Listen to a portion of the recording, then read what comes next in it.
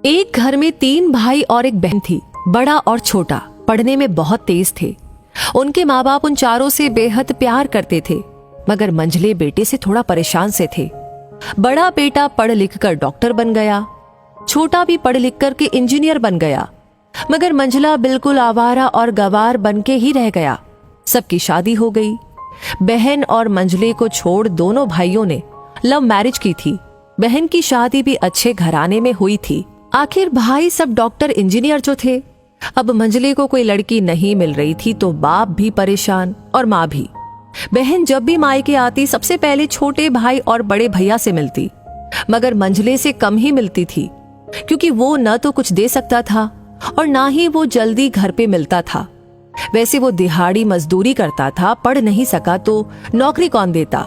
मंझले की शादी किए बिना पिताजी गुजर गए। माँ ने सोचा कहीं अब बंटवारे की बात न निकले, इसलिए अपने ही गांव से एक सीधी सादी लड़की से मंझले की शादी करवा दी।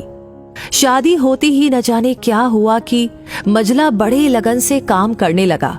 दोस्तों ने कहा, ए चंदू आज अड्डे पे आना। चंदू ने कहा, आज नहीं फिर कभी। अरे तू शादी के बाद तो जैसे बीवी का गुलाम ही हो गया है। अरे ऐसी बात नहीं है, कल में अकेला एक पेट था तो अपनी रोटी का हिस्सा कमा लेता था। अब 2 पेट है, आज कल और होगा। घर वाले नालायक कहते हैं मेरे लिए चलता है, मगर मेरी पत्नी मुझे कभी नालायक कहे तो मेरी मर्दानगी पर एक भद्दी गाली है, क्योंकि एक पत्नी के लिए उसका पति उसका घमंड, इज्जत और उम्मीद होता है। उसके घर वालों ने भी तो मुझ पर भरोसा करके ही तो अपनी बेटी दी होगी, फिर उनका भरोसा कैसे तोड़ सकता हूँ। कॉलेज में नौकरी की डिग्री मिलती है और ऐसे संस्कार माँ बाप से मिलते हैं।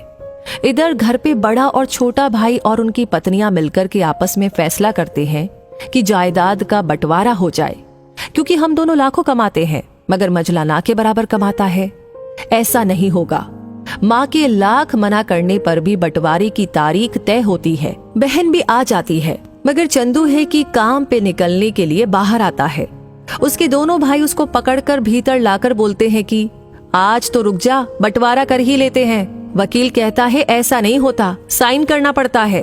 चंदू ने कहा, तुम लोग बंटवारा करो, मेरे हिस्से में जो देना है दे देना, मैं शाम को आकर के अपना बड़ा सा अंगूठा चिपका दूंगा पेपर पे। बहन ने कहा, अरे बेवकूफ, तू गवार का गवार ही रहेगा। तेरी किस्मत अच्छी है कि तुझे इतने अच्छे भाई बहन मिले। माँ ने कहा, अरे चंदू आज तो रुक जा। बंटवारे में कुल 10 बीघा जमीन में दोनों भाई 5-5 रख लेते हैं और चंदू को पुश्तैनी घर छोड़ देते हैं। तभी चंदू जोर से चिल्लाता है, अरे फिर हमारी छुटकी का हिस्सा कौन सा है। दोनों भाई हंसकर बोलते हैं, अरे मूर्ख, बंटवारा भाइयों में होता है और बहनों के हिस्से में सिर्फ उसका मायका ही है। चंदू ने कहा, ओह, शायद पढ़ा लिखा न होना भी मूर्खता ही है। ठीक है, आप दोनों ऐसा करो, मेरे हिस्से की वसीयत मेरी बहन छुटकी के नाम कर दो। दोनों भाई चकित होकर बोलते हैं, और तू। चंदू माँ की ओर देख के मुस्कुरा के बोलता है, मेरे हिस्से में माँ है ना। फिर अपनी बीवी की ओर देखकर बोलता है मुस्कुरा कर, क्यों चंदूनी जी, क्या मैंने गलत कहा।